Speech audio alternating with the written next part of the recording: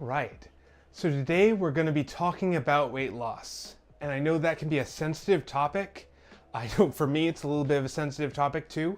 So what we're going to do is I'm going to talk about my journey through weight loss.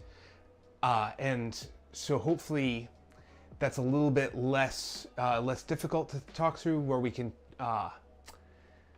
talk through some of the struggles I've had, and maybe that can be helpful to you guys, knowing sort of where I've messed up or tripped up. And everyone's weight loss journey is a little bit different. My results are not going to be the same as your results, but my hope is that it helps to not run into the same difficulties I've had. So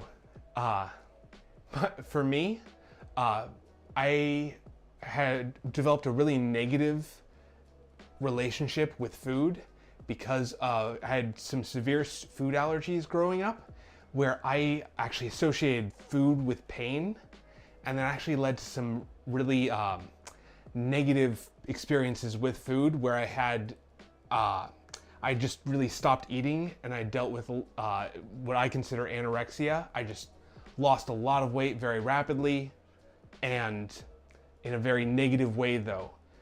And so in my adult life, it's led to some real difficulties with food, where I've not really felt in control of my weight.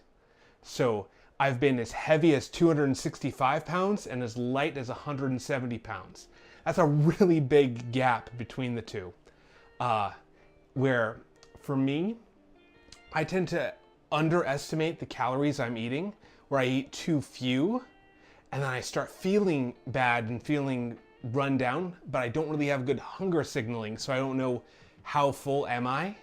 And that part of that comes in from the allergies, or the allergies to food. I have difficulty with that. So because of that, I underestimate the calories I'm eating, and then I start feeling bad, and then I tend to overeat on the other side, because I tend to get a little bit of that panic feeling of I don't want to go back to that anorexic state I was in. So because of that, I always felt out of control in my eating in both directions. So I'd gain weight, I didn't know why. I'd lose weight, I didn't know why. And for me, the turning point was really this last year. What I did, because I'm terrible at estimating calories, so I found something that worked well for me. Even though I'd gone through nutrition in college and exercise physiology, all these classes, I still struggle with understanding how many calories per portion. I know some people use like the size of your fist should be the size of the portion. That never really worked for me though. The thing that I found that has made the biggest difference this year is I bought a food scale.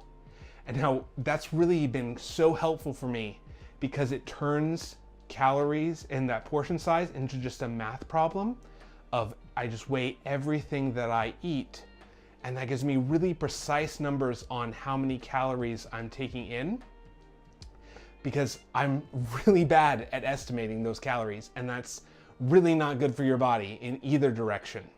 So now I know precisely how much I'm getting in, and usually I plug it all into an app.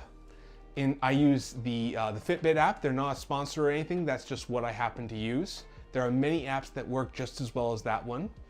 But for me, it's having that food journal, using the scale to measure everything into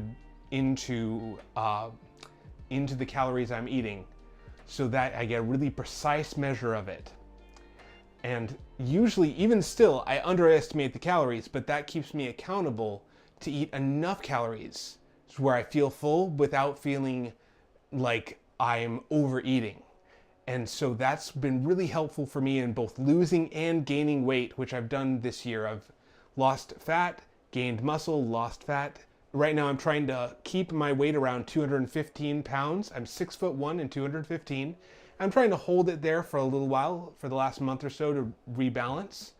But what I would do, so for figuring out how many calories you should eat in a day, what I'd start with is take your body weight and multiply it times 15. That will give you a rough estimate of how many calories you want to eat in a day. Now try what I would try is eat that many calories for about a week and see what your weight does. If it stays about the same, you know that's where your base metabolism is. From there, if you've gained a little bit of weight, you know you need to go bring it down a little. If you've lost a little weight, you know you need to bring it up a little.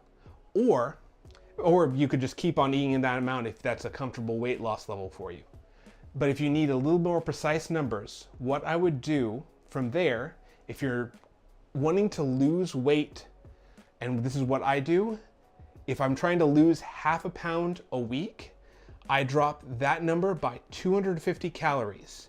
That will make you lose half a pound per week because there's 3,500 calories in a pound. So 250 times 7 gives you half of that. If you want to lose a full pound in a week, that's 500 calories per day. It's a little more challenging to do. I'd start with the 250 in deficit and see how that does. If you're able to keep that, then try the 500 calories a day and see how comfortable you are with that.